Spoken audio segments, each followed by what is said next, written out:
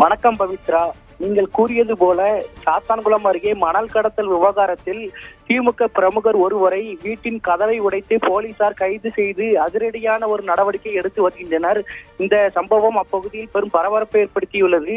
மேலும் கடந்த 17ஆம் தேதி சாத்தான்குளத்தை சேர்ந்த திமுக பிரமுகரான கங்கை ஆதித்தன் மற்றும் வீரனாஞ்சேரி பகுதியை சேர்ந்த முருகேசன் ஆகிய இருவரும் நெல்லை மாவட்டம் விஜயநாராயணம் காவல் நிலைய எல்லைக்குட்பட்ட அந்த சடையநேரி குளம் பகுதியில் மணல் திருட்டில் ஈடுபட்டு கொண்டிருந்ததாக அப்பகுதியை சேர்ந்த சிலர் கிராம நிர்வாக அலுவலர் மகா ஹரிச்சந்திரன் மற்றும் விஜயநாராயணம் காவல்துறையினர் ஆகியோருக்கு தகவல் தெரிவித்தனர்.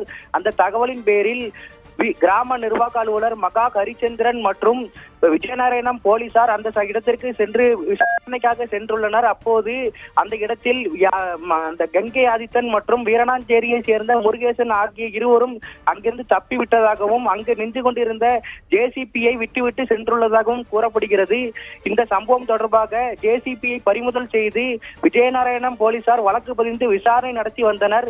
மேலும் இந்த வழக்கு தொடர்பாக கங்கை ஆதித்தன் நீதிமன்றத்தில் ஜாமீன் கேட்டு வழக்கு மனு செய்திருந்ததாக கூறப்படும் நிலையில் அவர் மீது ஏற்கனவே சாத்தான்குளம் காவல் நிலையத்தில் 5 மணல் கடத்தல் வழக்குகளும் விஜயநாராயணம் காவல் நிலையத்தில் பதியப்பட்ட வழக்கு என 6 வழக்குகள் அவர் மீது இருந்ததால் நீதிமன்றம் அவரது ஜாமீன் மனுவை நிராகரித்ததாக கூறப்படுகிறது. இந்த நிலையில் இன்று அதிகாலை சுமார் 3 மணி அளவில் விஜயநாராயணம் போலீசார் வீட்டில் இருந்த கங்கை ஆதித்தனை கைது செய்வதற்காக அங்கு அவரது வீட்டிற்கு வந்திருந்தனர்.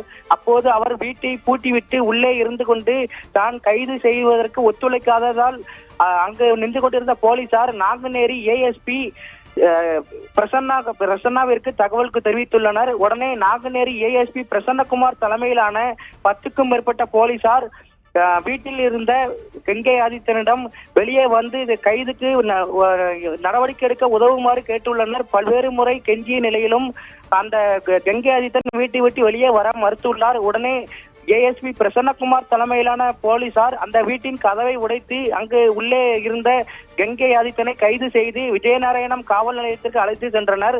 மேலும் இந்த விவகாரத்தில் கங்கை ஆதித்தனின் லாரியில் இருந்த 5 யூனிட் மணலும் பறிமுதல் செய்யப்பட்டதாக போலீசார் தரப்பில் கூறப்பட்டுள்ளது. மேலும் தற்போது ஏஎஸ்பி பிரசன்னகுமார் மணல் கடத்தல் விவகாரத்தில் வீட்டிலிருந்து வர மறுத்த திமுக பிரமுகரை வீட்டின் கதவை உடைத்து அவரை கைது செய்து அழைத்து சென்ற காட்சிகள் தற்போது இணையத்தில் வைரலாக பரவி வருகிறது. பவித்ரா.